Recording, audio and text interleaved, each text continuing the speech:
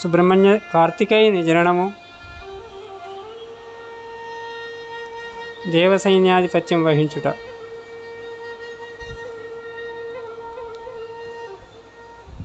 ఒకసారి పూర్వము కార్తికేయుడు ఎలా జన్మించాడు, అతడు అగ్నిపుత్రుడు ఎలా అయ్యాడు అనేటువంటి ఒక విషయాన్ని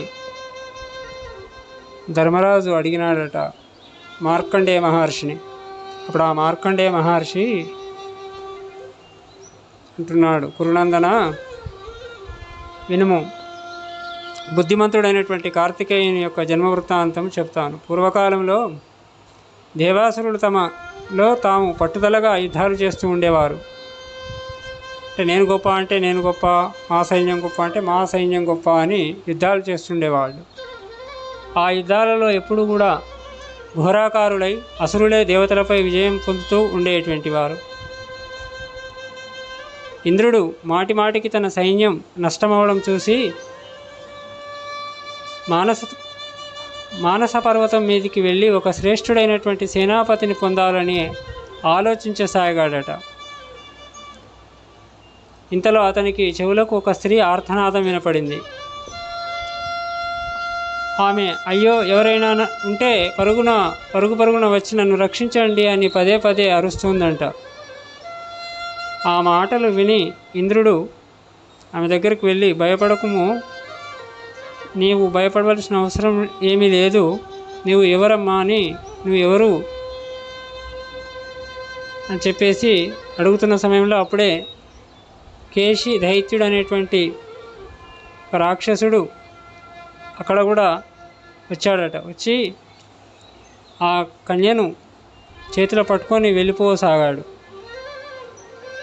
అప్పుడు వజ్రధరుడైనటువంటి ఇంద్రుని ఆమెను వదిలిపెట్టుము, ఆమెకు నేను రక్ష అని చెప్పేసి ఇంద్రుడు అంటున్న సమయంలో ఆ కేసి అనే రాక్షసుడు, ఓ ఇంద్ర, నీవే ఈమెను విడిచి వెళ్ళుము, నేను ఈమెను వరించాను, అలాగైతే నీవు ప్రాణాలతో నీ నగరానికి తిరిగి వెళ్ళగలవు అని అన్నాడట ఆ కేశి అనే రాక్షసుడు.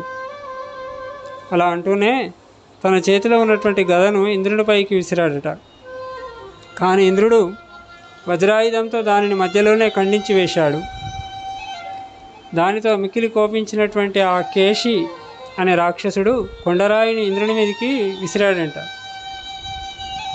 తన వైపు వస్తున్నటువంటి దానిని చూచి ఇంద్రుడు దానిని కూడా ముక్కలు చేసి నేలపై రాల్చివేశాడు. అది నేలపై పడే సమయంలో దాని వలన కేశికి దెబ్బ తగిలింది. ఆ కేసి అనే రాక్షసుడికి దెబ్బ తగిలిందంట. ఆ దెబ్బతో భయపడినటువంటి అతడు ఆ కన్యను అక్కడనే వదిలి పారిపోయినాడు. తర్వాత ఆ కన్యను చూసి ఇంద్రుడు అంటున్నాడు, సుముఖి, నువ్వెవరు, నువ్వు ఇక్కడికి ఎవరు కుమార్తెవు, ఇక్కడికి ఏం చేస్తున్నావు, నువ్వు ఎలా వచ్చావు ఇక్కడికి అని చెప్పేసి అప్పుడు ఇంద్రుడు అడిగితే కన్య ఇలా చెప్తుందంట, ఓ ఇంద్ర, నేను ప్రజాపతి కూతురుని, నా పేరు దేవసేన, దైత్యసేన నా సోదరి. ఈ కేశి ఆమెను ఇంతకుముందుకు ఎత్తుకొని పోయాడు. మేమిద్దరము అక్కా చెల్లెళ్ళము. ప్రజాపతి అనుమతి తీసుకొని కలిసి ఆడుకోవడానికి ఈ మానస పర్వతం మీదకి వస్తూ ఉంటాము. ఈ కేశి దైత్యుడు అనే రాక్షసుడు ప్రతిదినం మమ్మల్ని తనతో రమ్మని వేధిస్తూ ఉండేవాడు. దైత్యసేన అతనిని ప్రేమించింది. నాకు అతడంటే ఇష్టం లేదు కనుక అతడు ఆమెను తీసుకొని పోయాడు. నేను మీ పరాక్రమాల వలన రక్షింపబడ్డాను. ఇక మీరు ఏ దుర్జయుడైన వీరుని నిర్ణయిస్తారో అతనినే పతిగా వరిస్తాను అన్నది. అది విన్నటువంటి ఇంద్రుడు అంటున్నాడు, నా తల్లి దక్షిణ కూతురైనటువంటి అదితి, నీవు నా పినతల్లి కూతురివి కనుక నాకు సోదరివి, మంచిది. నీ భర్త ఎలాంటి బలం కలిగిన వాడై ఉండాలనుకుంటున్నావో చెప్పుము అని అడిగాడట ఇంద్రుడు. అప్పుడు ఆమె అంటున్నది, దేవదానవ యక్షకిన్నర నాగ రాక్షసులను దుష్టదైత్యులను జయించేటువంటి వాడు, మహాపరాక్రమశాలి, అత్యంత బలవంతుడు, నీతో కలిసి ప్రాణులందరిపై విజయం పొందగలిగేవాడు, బ్రహ్మ విష్ణుడై కీర్తిని పెంచుకునేవాడు, అతడే పురుషుడే నాకు పతిగా కావాలని కోరుకుందంట ఆ దేవసేన. అలాగే అక్కడ చెప్తున్నాడు మార్కండేయ ఋషి ధర్మరాజుతోటి. ఆ కన్య మాటలు విన్నటువంటి ఇంద్రుడికి చాలా విచారం కలిగిందంట.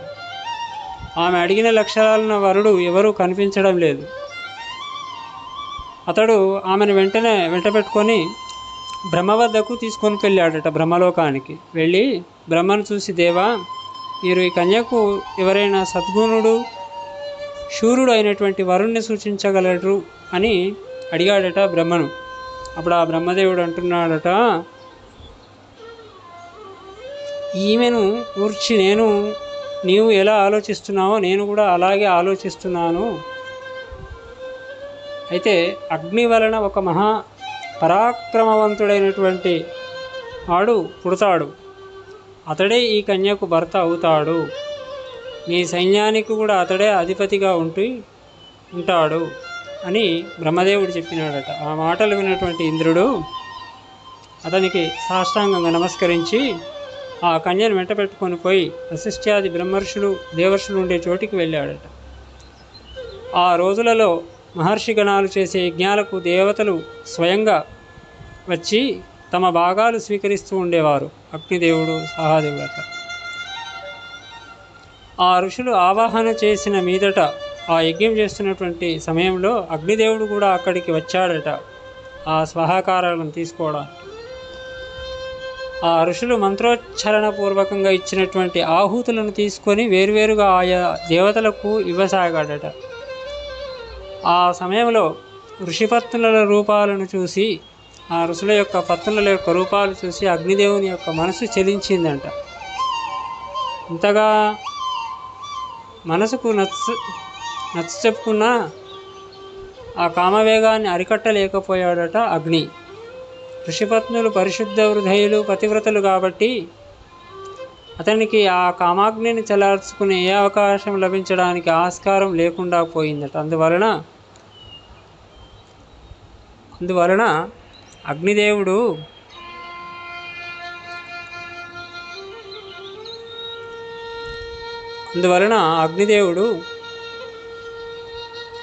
హృదయతాపంతో నిరాశుడై ప్రాణత్యాగం చేయాలని అడవికి వెళ్ళాడట.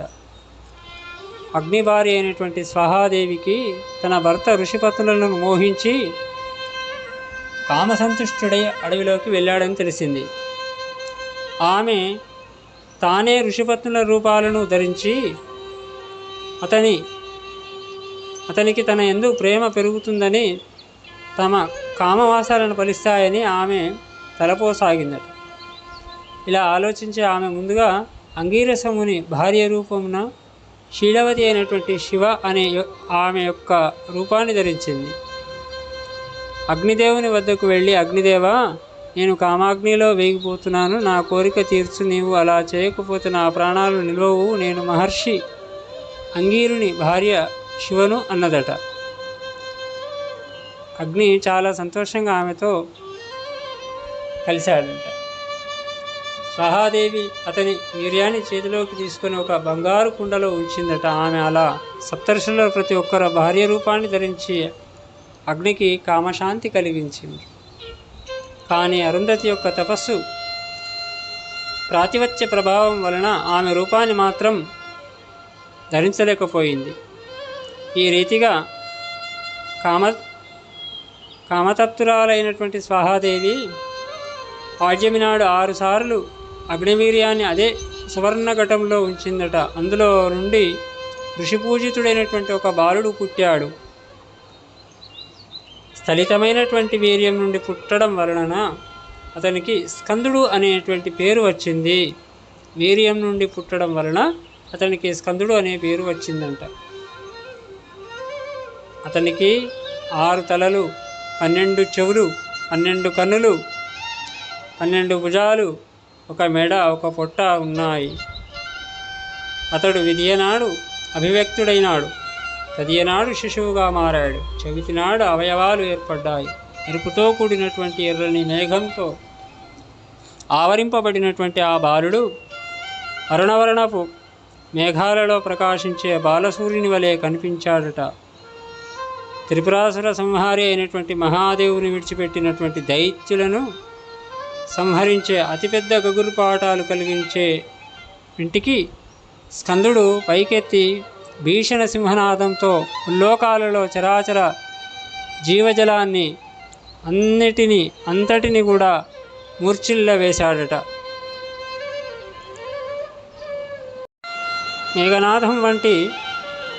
మేఘనాదం వంటి అతని భయంకరమైనటువంటి గర్జనను విని చాలా ప్రాణులు నేలరాలాయి. ఆ సమయంలో అతనిని శరణు వేడినటువంటి ప్రాణులన్నీ అతనికి పార్షదులుగా చెప్పబడ్డాయి. వారందరికీ మహాబాహు అయినటువంటి కార్తికేయుడు అభయమిచ్చాడు. అనంతరం అతడు శ్వేతపర్వతం పైకి హిమాలయపుత్రుడైనటువంటి క్రౌంచ పర్వతాన్ని బాణాలతో తొలిచివేశాడట. ఆ రంధ్రం నుండి హంసలు, గ్రద్దలు నీటికి మేరు పర్వతానికి వెళ్తున్నాయని. కార్తికేయుని బాణాలతో గాయపడినటువంటి క్రౌంచ పర్వతం మిక్కిలిగా ఆర్తనాదం చేస్తూ పడిపోయిందట.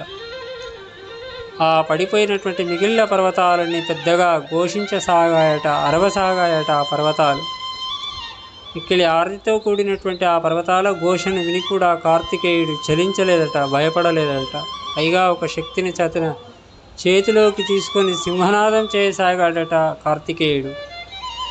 అతడు ఆ శక్తి విసరగానే అది శ్వేతగిరి యొక్క పెద్ద శిఖరాన్ని కూల్చివేసిందట. ఆ దెబ్బకు శిథిలమైపోయినటువంటి ఆ శ్వేత పర్వతం ఇతర పర్వతాలతో సహితంగా భూమిని వదిలి ఆకాశంలో ఎగిరిపోయిందంట. భూమి కూడా భయపడి ఎక్కడికక్కడే నెర్రలు విచ్చిపోయింది. కానీ వ్యాకుల క్షణం పాటుతో పాటుగా కార్తికేయుని చెంత చేరగానే తిరిగి బలం పుంజుకుంది. పర్వతాలు కూడా అతని పాదాలకు తల వంచి తిరిగి భూమిని చేరుకున్నాయట. ఆనాటి నుండి శుక్లపక్ష పంచమి రోజున లోకులందరినీ కూడా అతనిని పూజించసాగారట. అతడే కార్తికేయుడు. ఇక్కడ సప్తర్షులకు ఆ మహా తేజస్వి అయినటువంటి పుత్రుడు పుట్టినట్లు తెలియగానే వారంతా అరుంధతిని తప్ప మిగిలిన భార్యలందరినీ కూడా వదిలివేశారు. కానీ స్వహాదేవి సప్తర్షులకు నేను ఎరుగుదును, అతడే నా కొడుకే, మీరు అనుకున్నట్లు కాదు అని గట్టిగా చెప్పిందట. మహాదేవి చెప్పిందంట. అగ్నికామతుడై ఉండడం గమనించి విశ్వామిత్ర మహర్షి సప్తర్షుల యజ్ఞం పూర్తయ్యాక సూక్ష్మ రూపంలో అగ్ని వెన్నంటి వెళ్ళాడు కనుక అతనికి జరిగిందంతా స్పష్టంగా తెలుసును. అతడు కూడా సప్తర్షులలో మీ భార్యల అపరాధమేమీ లేదని చెప్పాడు. అతని వలన జరిగిందంతా యథాతథంగా విన్నప్పటికీ కూడా వారు తమ భార్యలను వదిలివేశారు. దేవతలు స్కందుని బలపరాక్రమాల గురించి విన్నారు. వారు పరస్పరం కలుసుకునే ఇంద్రుని వద్దకు వచ్చి, దేవరాజా, స్కందుని బలం సహించం శక్యనిది కాదు. మీరు వెంటనే అతనిని సంహరించండి. మీరు అలా చేయకపోతే అతడే దేవతలకు రాజైపోతాడని చెప్పగానే ఇంద్రునికి తన విజయం గురించి నమ్మకం లేకపోయినా ఐరావతం ఎక్కి దేవతలందరితో కలిసి స్కందునిపై దండెత్తాడట ఇంద్రుడు. అక్కడికి చేరి ఇంద్రుడు సమస్త దేవతల భీషణ సింహనాదాలు చేశారు. ఆ శబ్దాన్ని విని కార్తికేయుడు కూడా సముద్రంలా పెద్దగా గర్జించాడట. ఆ మహానాదంతో దేవతల సైన్యం నిశ్చేష్టమైపోయింది. అది వ్యాకులపాటుతో సముద్రం వలె క్షోభించిపోయిందంట. దేవతలు తను చంపడానికి రావడం చూసి ఆ అగ్నిపుత్రుడైనటువంటి కార్తికేయుడు కోపంతో తన ముఖం నుంచి మండుతున్నటువంటి అగ్నిజ్వాలలను పంపించాడట. ఆ జ్వాలలకు భయంతో కంపించిపోతున్నటువంటి దేవసైన్యాన్ని కాల్చివేసాగాయి. దాని వలన శరీరాలు, శిరస్సులు, ఆయుధాలు, వాహనాలు కాలిపోయి వారంతా కూడా చెల్లాచెదురై చిన్నాభిన్నమైనటువంటి నక్షత్రగణంలా కనిపించసాగారట. ఆ రీతిగా అగ్నికి ఆహుతి అయిపోతుండడంతో వారంతా కూడా ఇంద్రుని వదిలి స్కందునే శరణు వేడారట. దేవ ఋషులంతా కూడా అప్పటికీ వారికి కొంత స్వస్థత చిక్కింది. దేవతలంతా వదిలి వెళ్ళాక ఇంద్రుడు అతనిపై వజ్రాయుధం ప్రయోగించాడట. అది స్కందుని కుడివైపున గాయపరిచింది. దానితో అతడు ఆ అంగం నుండి ఇంకొక పురుషుడు పుట్టాడట. అతడు యువక్తుడై బంగారు కవచంతో శక్తిని, దివ్యకుండలాలను ధరించి ఉన్నాడు. స్కందుని శరీరంలో వజ్రాయుధం ప్రవేశించడం వలన పుట్టిన కారణంగా అతనికి విశాఖుడు అనేటువంటి పేరు వచ్చింది. బంగారు కవచంతో శక్తిని, దివ్యకుండలాలను ధరించి ఉన్నాడు. స్కందుని శరీరంలో వజ్రాయుధం ప్రవేశించడం వలన అతడికి విశాఖుడు అనేటువంటి పేరు వచ్చింది. ఇంద్రునికి మిక్కిలి భయం కలిగింది. అతడు చేతులు జోడించి స్కందునే శరణుజొచ్చాడు. సాధువైనటువంటి స్కందుడు సేనా సహితంగా అతనిని అభయమిచ్చాడు. దేవతలందరూ కూడా సంతోషించినారు. వాద్యాలు మోగించారు. ఆ సమయంలో ఋషులు అతనితో, దేవశ్రేష్ఠుడా, నీకు శుభమవుగాక. నీవు సమస్త లోకాలకు మేలు చేకూర్చు. నీవు పుట్టి ఇప్పటికీ 6 రాత్రులే గడిచాయి. ఒక షష్ఠరాత్రి మాత్రమే గడిచింది. అయినా సమస్త లోకాలను నీవు వశపరుచుకున్నావు నాయనా. మీరందరికీ అభయాన్ని ప్రసాదించావు కాబట్టి నీవే ఇంద్రునివై ఈ 3 లోకాలకు భయం లేకుండా చెయ్యి అసురులతోటి అని అనగానే, కార్తికేయుడు, మునులారా, ఈ ఇంద్రుడు త్రిలోకాలకు ఏం చేస్తూ ఉన్నాడు? ఈ దేవతలను ఎలా రక్షిస్తూ ఉంటాడు అని అడిగాడు. అప్పుడు ఆ ఋషులు, ఈ ఇంద్రుడు సమస్త ప్రాణులకు బల తేజస్సులను, సంతానాన్ని, సుఖాన్ని ప్రసాదిస్తూ ఉంటాడు. అతడు సంతుష్టుడే అయితే అన్ని రకాల కోరికలను తీరుస్తాడు. దుష్టులను శిక్షిస్తాడు, శిష్టులను రక్షిస్తాడు. ప్రాణులు చేసే ప్రతి పనిని అనుశాసిస్తూ ఉంటాడు.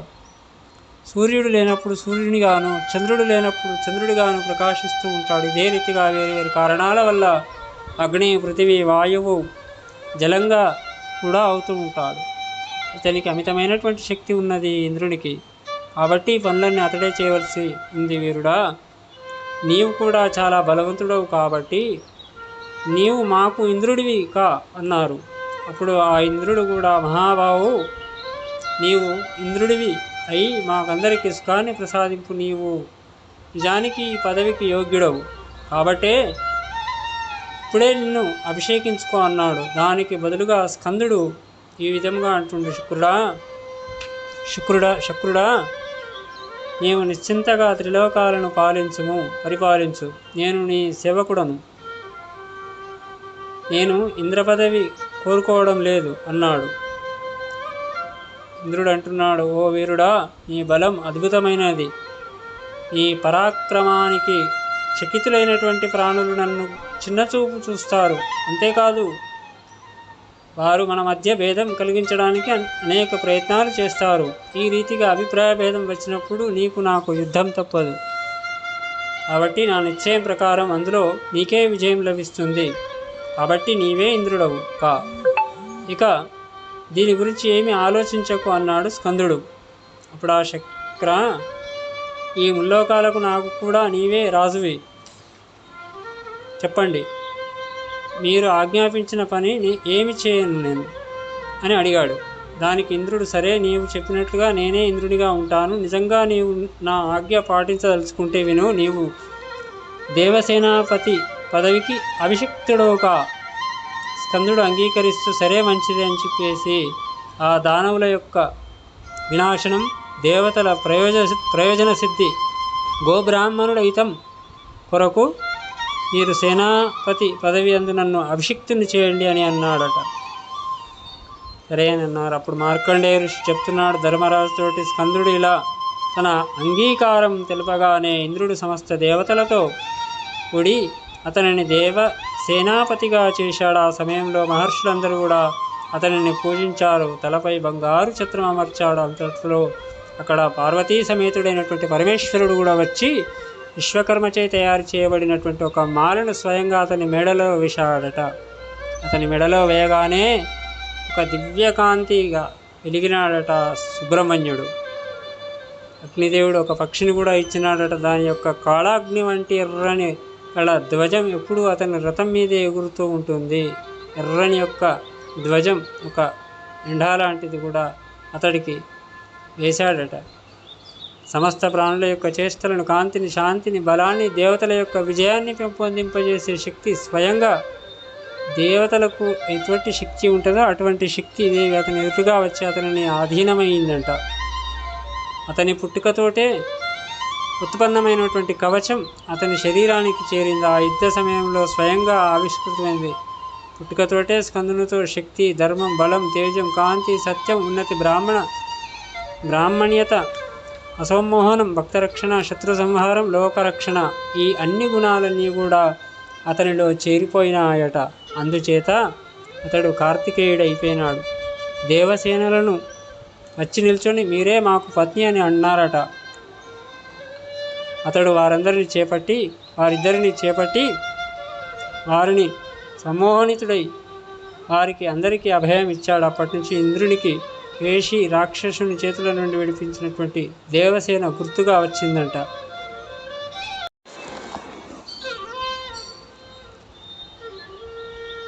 సందేహం లేదు, ఇతడే బ్రహ్మదేవుడు దేవసేనగా పతిగా అనుకున్నాడు. అందుకనే వెంటనే వస్త్రాలంకారంతో అలంకరింపబడినటువంటి దేవసేనను స్కందుని వద్దకు తీసుకుని వచ్చి, దేవశ్రేష్ఠ, నీవు పుట్టడానికి ముందుగానే బ్రహ్మదేవుడు ఈమెను నీ పత్నిగా నిర్ణయించాడు కాబట్టి నీవు ఈమెను శాస్త్రోక్తంగా మంత్రోచ్చారణపూర్వకంగా వివాహం చేసుకో అన్నాడు. స్కందుడు ఆమెను శాస్త్రోక్తంగా వివాహం ఆడాడట. ఆ సమయంలో మంత్రవేత్త అయినటువంటి బృహస్పతి మంత్రాలు చదువుతూ హోమాలు నిర్వర్తించాడు. ఈ రీతిగా దేవసేన కార్తికేయునికి పట్టపురాణి అయి మిక్కిలి పేరు తెచ్చుకున్నది. ఈమెనే బ్రాహ్మణుడు షష్ఠి, లక్ష్మి, ఆశ, సుఖప్రద, శనివాళి, కుహు, సద్రుతి, అపరాజితి అని అంటూ ఉంటారు. అలా అనేకమైనటువంటి విధాలుగా మార్కండేయ ఋషి మరలా చెప్తున్నాడు. రాజా ధర్మరాజుడు చెప్తున్నాడు, కార్తికేయుడు సంపన్నుడు దేవసేనాపతి అవడం చూచి సప్తర్షుల యొక్క 6 భార్యలు అతని వద్దకు వచ్చారు. వారు ధర్మయుక్తులు, వ్రతశీలురు అయినప్పటికీ కూడా ఋషులు వారిని వదిలివేశారు. వారు దేవసేనకు భర్త అయినటువంటి కార్తికేయుని వద్దకు వచ్చిన ఆయన, దేవతుల్యులైనటువంటి మా భర్తలు మమ్ము అకారణంగా వదిలివేశారు. ఆ కారణంగా మేము పుణ్యలోకాల నుండి జారిపోయాము.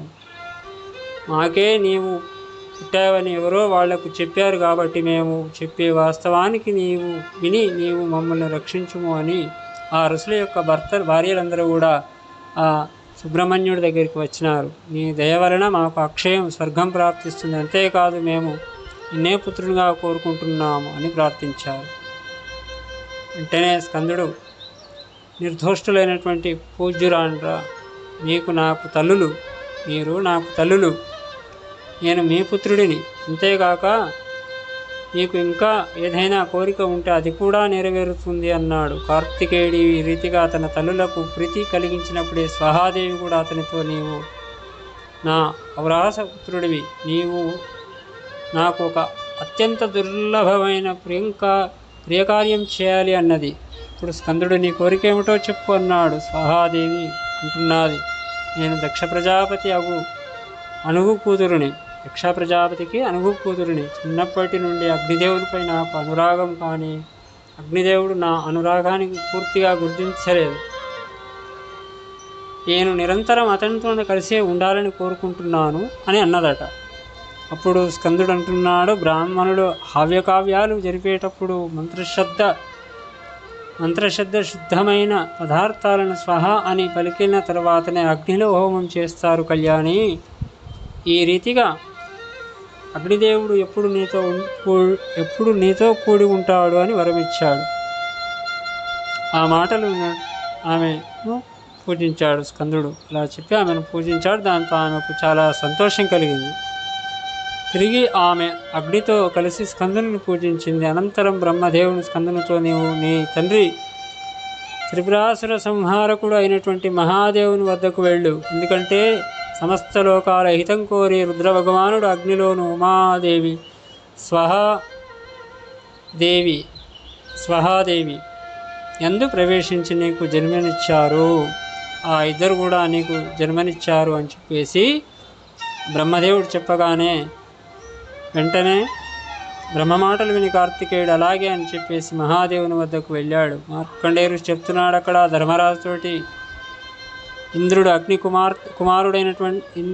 అగ్నికుమారుడైనటువంటి కార్తికేయుని సేనాపతి పదవికి పట్టం కట్టి అభిషేకించిన తర్వాత శంకర భగవానుడు మిక్కిలి ఆనందించి పార్వతితో కూడి సూర్య సమాన కాంతి గల రథాన్ని ఎక్కి భద్రవటానికి బయలుదేరి వెళ్ళాడట. అప్పుడు గుభ్యకులతో కలిసి కుబేరుడు పుష్పక విమానం ఎక్కి అతనికి ముందుగా సాగుతున్నాడు. ఇంద్రుడు ఐరావతం ఎక్కి దేవతలతో సహా అతని వెనుక రాసాగాడు.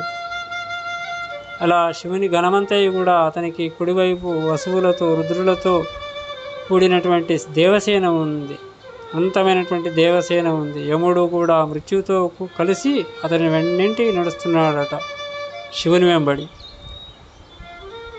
యమరాజు వెనుక శివుని యొక్క అత్యంత దారుణమైన 3 మొనలు గల విజయం అనే పేరు గల త్రిశూలం నడుస్తుందట. దాని వెనుక రకరకాల జలచర జంతువులతో కూడినటువంటి వరుణుడు ఉన్నాడట. ఆ సమయంలో చంద్రుడు మహాదేవునికి వెళ్ళగొడుగు పట్టుకున్నాడట. చంద్రుడు, అగ్ని, వాయువు చామరాలు వీస్తున్నాయి. వారి వెనుక రాజర్షులతో కలిసి ఇంద్రుడు అతనిని స్తుతిస్తూ నడవసాగాడు. అప్పుడు ఆ మిక్కిలి ఉదారంగా మహాదేవుడు కార్తికేయునితో, నువ్వు చాలా జాగరుడవై వ్యూహాన్ని రక్షిస్తూ ఉండాలి అని చెప్పాడట. అప్పుడు అతనికి కార్తికేయుని చూసి అంటున్నాడు, అప్పుడు దానికి స్కందుడు అంటున్నాడు, మహాదేవ భగవాన్, నేను దానికి తప్పక రక్షిస్తాను. ఇదిగాక వేరే ఇంకేదైనా చేయవలసి ఉంటే చెప్పండి, అది కూడా చేస్తాను అని అన్నాడు. అప్పుడు మహాదేవుడు అంటున్నాడు, నాయనా, పని చేయవలసిన సమయంలో అవసరమైనప్పుడు నన్ను కలుసుకుంటూ ఉండు. నా ధర్మం వలన, నా మీద భక్తి వలన నీకు పరమశుభాలు కలుగుతాయి అని చెప్పి ఆ శివుడు కార్తికేయుని ఆలింగనం చేసుకొని వీడుకొలిపాడు. అతడు వెళ్ళిన వెంటనే భయంకరమైనటువంటి ఉత్పాతాలు కలగసాగాయి. దానితో సమస్త దేవగణాలు మోహ వివశమయ్యాయట. అప్పుడు నక్షత్రాలతో కూడుకున్నటువంటి ఆకాశం మండిపోవసాగింది. లోకమంతా స్పృహ కోల్పోయినట్లయింది. భూమి కంపించిపోతూ గడగడలాడిందట. జగత్తంతా అంధకార బంధురమైంది. ఇంతలోనే అనేక రకాల ఆయుధాలు ధరించి పర్వతాల వలె, మేఘాల వలె భయంకరమైనటువంటి సేన అక్కడకు కానవచ్చింది. ఆ సేన మిక్కిలి భయంకరంగా అసంఖ్యంగా ఉండి కోలాహలం చేస్తుందట. ఆ వికటవాహిని అకస్మాత్తుగా శంకర భగవానుని మీద, సమస్త దేవతల మీద వెచ్చుకుపడిందట. అనేక రకాల బాణాలు, పర్వతాలు, శత్రుఘ్నులు, ప్రాసలు, పొడవైన కత్తులు, పరిమళ గదాలు అనేకమైనటువంటి కురవసాగాయట. భయంకరమైనటువంటి సన్నివేశంలో రణరంగాన్ని విడిచి పారిపోసాగిందంట. దానవుల చేత పీడింపబడినటువంటి తన సైన్యం పారిపోవడం చూసినటువంటి ఇంద్రుని వారి వద్దకు ధైర్యం కలిగిస్తూ, వీరులారా, భయం విడిచి ఆయుధాలు చక్క చేసుకోండి, మీకు శుభం కలుగుతుంది. కొద్దిగా పరాక్రమం చూపడానికి సాహసిస్తే మీ కష్టాలన్నీ దూరం అవుతాయి అని చెప్పేసి, భయంకరులైనటువంటి రాక్షసుల్ని ఓడించి రండి అని, నాతో రండి అని చెప్పేసి వీరి మీద దాడి చేయండి అని పురికొల్పాడు. ఇంద్రుని మాటలు విని దేవతలకు ధైర్యం కలిగింది. ఇంద్రుడు ఆశ్రయించిన వారి దానవులతో యుద్ధం చేయసాగారు. అప్పుడు దేవతలందరూ కూడా మహాబలులై మరత్తులు, సాధ్యులు, వసువులు శత్రువులతో పోరాడారు. వారు ప్రయోగించినటువంటి శాస్త్రాస్త్రాలు, బాణాలతో దైత్యుల శరీరాలలో రుధిరాన్ని కడుపారా త్రాగాయట. బాణవర్షంతో దైత్యుల శరీరాలు కూట్లు పడ్డాయి. చెదిరినపోయినటువంటి మేఘాల వలె రణభూమి యందు అన్ని వైపులా పడసాగారు. ఈ రీతిగా దేవతలందరూ కూడా అనేక రకాల బాణాలతో దానవ సైన్యాన్ని బాధించారు. వారి పునాదులు పెకిలించేశారు. ఇంతలో మహిషుడనే ఒక దారుణ దైత్యుడు పెద్ద బరువైనటువంటి కొండను తీసుకొని దేవతల వైపు పరుగు తీశాడు. అది చూసి దేవతలందరూ పారిపోసాగారు. కానీ అతడు పారిపోతున్న వారిని వెంటించి ఆ కొండ వారి మీదకి విసిరాడు. ఆ దెబ్బకు 10,000 మంది యోధులు నేలకరిచారు. ఆ విధంగా మహిషాసురుడు ఇతరుడు దానవులతో కూడి దేవతల మీదకి ఉరికాడు. మహిషాసురుడు చాలా వేగంగా రుద్రభగవానుని రథాన్ని కూడా సమీపించి ఆ రథం యొక్క ఇరుసు పట్టుకున్నాడట. ఇది చూచిన మహాదేవుడు మహిషాసురుని చావును సంకల్పించి అతడి పాలిటికి కాలరూపుడు అయినటువంటి కార్తికేయుడిని స్మరించినాడట శంకరుడు. అంతే, వెంటనే అతడు కాంతులు వెదజల్లుతూ కార్తికేయుని రణభూమి వద్దకు వచ్చినాడట. అతడు క్రోధంతో సూర్యుని వలె మంటున్నాడు. ఎర్రని వస్త్రాలు ధరించి ఉన్నాడట. సుబ్రహ్మణ్యుడు మెడలో ఎర్ర రంగు పూలమాలలున్నాయి. అతని రథానికి ఉన్న గుర్రాలు ఎరుపు రంగు బంగారు కవచాన్ని ధరించాడు. సూర్యుని యొక్క కాంతి వంటి అందమైనటువంటి కాంతి గల రథంలో అతడు ఆసీనుడై ఉన్నాడు షణ్ముఖుడు. అతన్ని చూడగానే దైత్యసేన మైదానం విడిచి పారిపోయింది. మహాబలవంతుడైనటువంటి కార్తికేయుడు మహిషాసురుని నాశనం చేయదలిచి ఒక మండుతున్న శక్తిని ప్రయోగించాడు.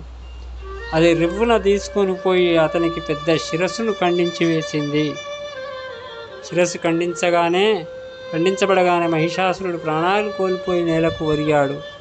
ఈ మహిషాసురుడు పర్వతం శిరస్సు పడిన ఉత్తర కురుదేశంలో 16 యోజనాల వెడల్పు గల మార్గం మూసుకుపోయిందట. ఆ విధంగా అనేకమైనటువంటి రాక్షసులను, ఇక్కడ మహిషాసురుని అనేటువంటి పేర్లు 2 ఉన్నాయి అని అనుకుంటాము. ఒకటి కార్తికేయుడు చంపాడు, ఇంకొకటి అమ్మవారు నాశనం చేసింది అతనిని. అది సప్తశతిలో ఉంటుంది. ఆ విధంగా శత్రువులందరినీ నాశనం చేసినాడు షణ్ముఖుడు. అనంతరం ఆ సుబ్రహ్మణ్య స్వామి పరమశివునికి ప్రణామం చేశాడు. దేవతలందరూ కూడా అతనిని పూజించారు. దానితో అతడు కిరణాలతో కూడినటువంటి సూర్యుని వల్లే శోభించాడు. అంతటా ఇంద్రుడు అతనిని ఆలింగనం చేసుకొని, కార్తికేయ, ఈ మహిషాసురుడు బ్రహ్మ వలన వరం పొంది ఉన్నాడు కనుకనే దేవతలందరూ కూడా ఇతనికి గడ్డి కోచల వంటి వారయ్యారు. కాబట్టి ఇప్పుడు నీవు వీనిని వధించావు. ఈ రీతిగా నీవు దేవతల యొక్క అతిపెద్ద అయినటువంటి ఒక ముళ్ళును పెరికివేశావు. అంతేగాక ఇటువంటి ఇతర దానవులు 100ల కొద్ది రణభూమిలో పడగొట్టావు. 100 మందిని దానవులను కింద రణభూమిలో పడగొట్టావు. వారంతా మమ్మల్ని బాధించిన వారే. దేవా, మీరు పరమశివుని వలె యుద్ధంలో అజేయులు. ఈ మీ ప్రథమ పరాక్రమం ప్రసిద్ధమవుతున్నది. ముల్లోకాలలో మీ అక్షయ కీర్తి వ్యాపిస్తుంది మహాబావు. దేవతలందరూ కూడా మీ ఆధీనుడు అని ప్రశంసించాడట ఇంద్రుడు. ఇప్పుడు కార్తికేయునితో ఇలా అని దేవతలతో సహితంగా ఇంద్రుడు కూడా పరమశివుని ఆజ్ఞ పొంది అక్కడ నుండి బయలుదేరి వెళ్ళాడు. మహాదేవుడు మిగిలిన దేవతలతో, మీరంతా కార్తికేయుని నాతో సమానునిగా భావించండి అని చెప్పేసి మిగతా గణములకందరికీ కూడా చెప్పేసినాడట మహేశ్వరుడు. అని భద్రవటానికి వెళ్ళిపోయాడు. దేవతలంతా తమ తమ స్థానాలకు తిరిగి వెళ్ళారు. అగ్నిపుత్రుడు కార్తికేయుడు ఒక్కరోజులోనే దానవులందరినీ కూడా సంహరించి ముల్లోకాలను జయించాడు. అసురులను అందరినీ కూడా సంహరించినాడు. మహర్షులందరూ కూడా అతనిని చక్కగా పూజించారు. యుధిష్ఠిరుడు, ద్విజోత్తమ, ముల్లోకాలలోనూ ప్రసిద్ధి చెందినటువంటి కార్తికేయుని యొక్క ప్రఖ్యాత నామాలను వినండి అని చెప్పేసి ఈ విధంగా చెప్తున్నాడు. మార్కండేయ ఋషి చెప్పినటువంటి నామాలు: ఆగ్నేయుడు, స్కందుడు, దీప్తకీర్తి, అనామాయుడు, మయూరకేతుడు, ధర్మాత్ముడు, భూతేశుడు, మహిషమర్దనుడు, కామజిత్తు, కామదుడు, కాంతుడు, సత్యవాక్కు, భువనేశ్వరుడు, శిశువు, శీఘ్రుడు, శుచి, చండు, దీప్తవర్ణుడు, శుభాననుడు, అమోఘుడు, అనగుడు, రౌద్రుడు, ప్రియుడు, చంద్రాననుడు, దీప్తశక్తి, ప్రశాంతాత్ముడు, భద్రకృతుడు, కుటమోహనుడు, షష్ఠిప్రియుడు, ధర్మాత్ముడు, పవిత్రుడు, మాతృవత్సలుడు, కన్యాభర్త, విభక్తుడు, స్వాహేయుడు, రేవతీసుతుడు, ప్రభువు, నేత, విశాఖుడు, నైఘమేయుడు, సుధత్సరుడు, సుభ్రతుడు, లలితుడు, బాలాక్రీడనక ప్రియుడు, కచారి, బ్రహ్మచారి, శూరుడు, శరభనోద్రుహుడు, విశ్వామిత్రుడు, దేవసేనా ప్రియుడు, వాసుదేవ ప్రియుడు, ప్రియాకృతుడు, ఇవి కార్తికేయుని యొక్క దివ్యనామాలు. వీటిని ఎవరైతే పఠిస్తారో నిస్సందేహంగా స్వర్గము, కీర్తి, ధనం లభిస్తాయి. సుబ్రహ్మణ్యుని యొక్క అవతారము, ఆయన పుట్టుక ఆ విధంగా జరిగింది. ఇంద్రుడికి అలా అనేకమైనటువంటి ఋషుల యొక్క కలయికతోటి, అగ్నితోటి, ప్రధానంగా అగ్నితోటి అతడు వీర్యస్కణంతో పుట్టిండు కాబట్టి వీర్యవంతుడైపోయినాడు. అలా శక్తివంతుడైనాడు శూలాధరుడు. ఎవరైతే సుబ్రహ్మణ్య స్వామిని ఆరాధిస్తారో, ఆ స్వామికి అభిషేకిస్తారో, ఎర్రటి పుష్పములను సమర్పిస్తారో, లవణమును సమర్పిస్తారు, దక్షిణలతో బ్రాహ్మణులను పూజించి యథావిధిగా సుబ్రహ్మణ్య స్వామికి షష్ఠివ్రతం ఆచరిస్తారు, వారందరికీ కూడా సుబ్రహ్మణ్య స్వామి యొక్క అనుగ్రహం వలన అనుగ్రహం కలుగును.